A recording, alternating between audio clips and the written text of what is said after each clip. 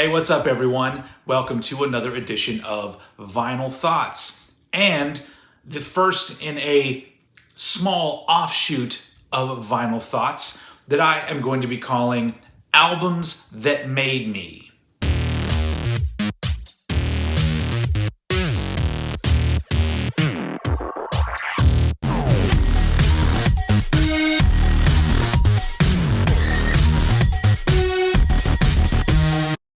Essentially what this is going to be is me talking about albums from when I was young that I feel were very significant in creating a roadmap and a blueprint and any of those terms that you want to use that led me to becoming the old head that you know and love today. So I'm just going to spend a little time each one of these talking about one album that I feel was just ridiculously important in who I am and what has developed as my particular taste in music. So I thought we got to start this shit off with the first big one, the very first big one. Now, I was listening to music, since I was born, obviously, because you hear it, when you're little. I was born in 1978, and there wasn't a ton of music around my house. My older brothers listened to some of the kind of pop music and popular rock music from the late 70s and early 80s. But it wasn't like a big deal. Like the only time I remember there really being a lot of music around my house was Christmas time, and that was Christmas music. And then all of a sudden we got cable television and we got MTV. And so I started to see different, music that I didn't already know about. And then one particular day, I saw a music video for the song Jump. And the band was called Van Halen. Now, had I already heard Van Halen prior to this? Maybe. I don't really remember. This is where it all started. In 1984, I was 6 years old. And at that point, the things that I was listening to, it's what everybody else was listening to. I was really into Michael Jackson and Madonna and Huey Lewis and the News, like things like that. Nothing even remotely connected to metal. I mean, I guess Huey Lewis made rock music, so I guess that's kind of there. But it was still essentially pop music, And then I heard the song Jump, which, mind you, for Van Halen is a fucking pop song. It's keyboard driven.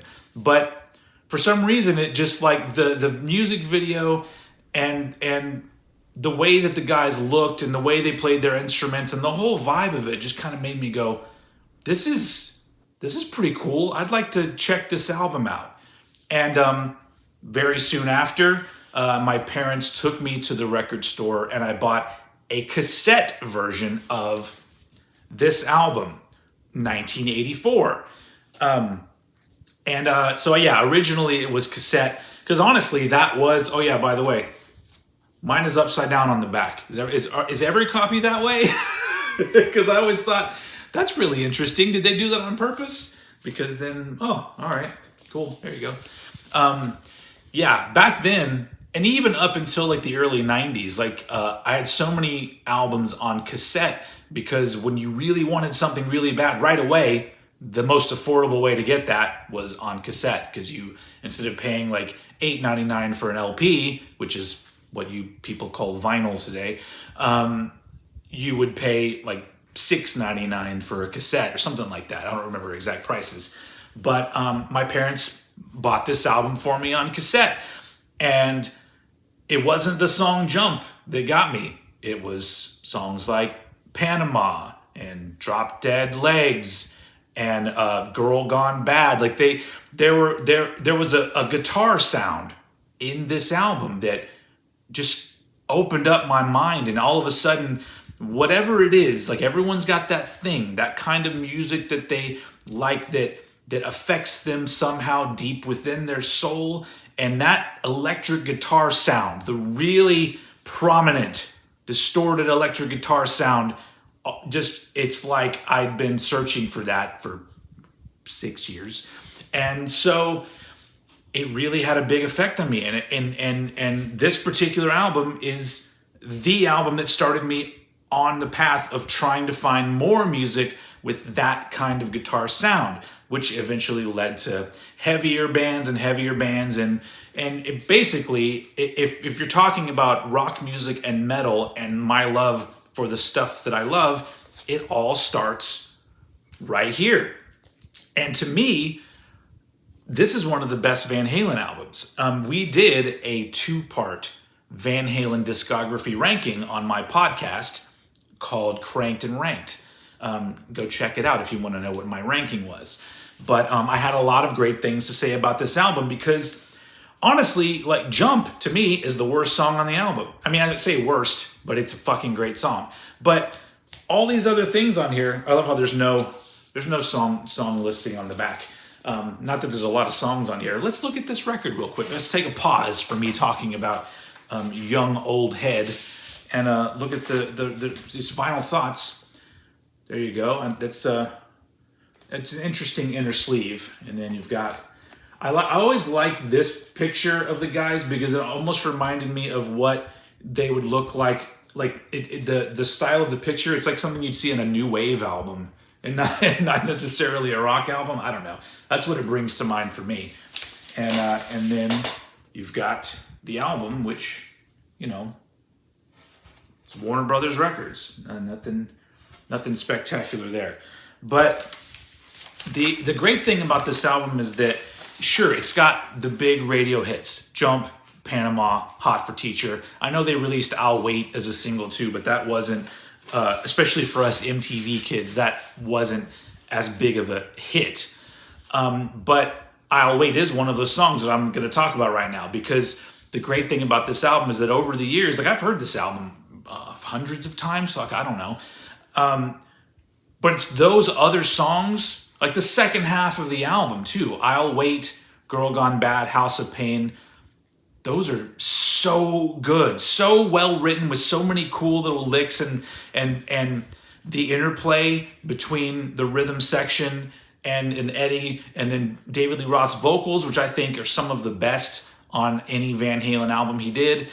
And it's great that like this is an album that does have these big old radio hits, so somebody that doesn't know Van Halen very well listens to this and at least 2 or 3 songs are gonna go, oh, I know this one. But then you have these other ones that are, to me, are equally as strong as the ones that were the big hits, and in some ways even stronger. And this was an album that I loved so much. I had one of those boom boxes. Mine wasn't like the huge ones that you would see, but mine was probably, about that big, I guess. 2 big old speakers and a tape deck in the middle. And it took those really big D cell batteries that were really expensive, but you had to put like 4 of them in there. That's like what it needed for power.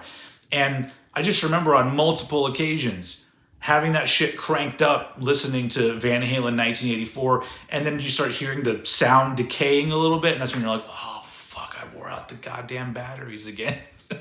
But this was that one of those mini albums that I would play so much and it would end up wearing out batteries on my boombox. And also, I talked about this before because I did several podcast episodes back when I used to do the Old Head podcast, and I talked a lot about my beginnings as a rock fan. So you may have heard this story before, but if you haven't, then here you go. One of my biggest memories about this album is my dad really wanted me to play sports. I didn't give 2 shits about sports. I don't give 2 shits about sports today. And they talked me in, or forced me into playing t-ball. And for those of you who don't know what that is, it's baseball, but for little kids where they have a tee and the ball just sits on the top of it and the kid just hits it with the bat, doesn't get thrown at them. Although you still have a pitcher that does like the wind up and everything, and then after they do that motion, you swing at the ball that's on the top of the pole. And I was complete shit at it. I would knock the pole over. I would completely miss the ball altogether. I would be running for a base that was completely open, and I would just somehow trip over my own feet and fall on my face. It was awful, and I didn't play it for very long. But I do have a memory of the day after, or maybe a couple days after. It's been a long time, folks. I don't know. After I got 1984, and I'd been listening to it a lot, and I remember playing a game of t-ball against another team, and I'm in the outfield, and I'm supposed to be out there looking for balls slowly rolling my way or whatever. But I just remember that I was paying absolutely no attention to the game. And I just remember looking around the field, and in my head, I'm just going, Panama. And that was, and I just, at that point, it was almost like, even as a 6-year-old, I was like, this stuff is too important to me. My path has to be a path of music. And so that's why I'm talking about Van Halen 1984 today, for the very first installment of Albums That Made Me. And really, like, if you were going to draw a line back to the beginning, this is where it all starts. And for me, that makes Van Halen a really important band, and it makes this album one of my favorites of all time, because I still love it today.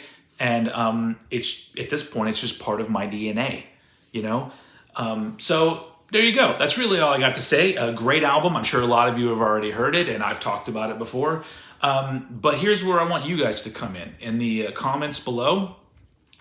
If you know where it began for you, what album it was, and what age you were, put that down in the comments below. How old were you? What was the album? Because I know some people, they start in on music a little bit later, some maybe even earlier than me. I mean, but it's always an interesting thing to see, like, what started you off and where does that album fit in your life now?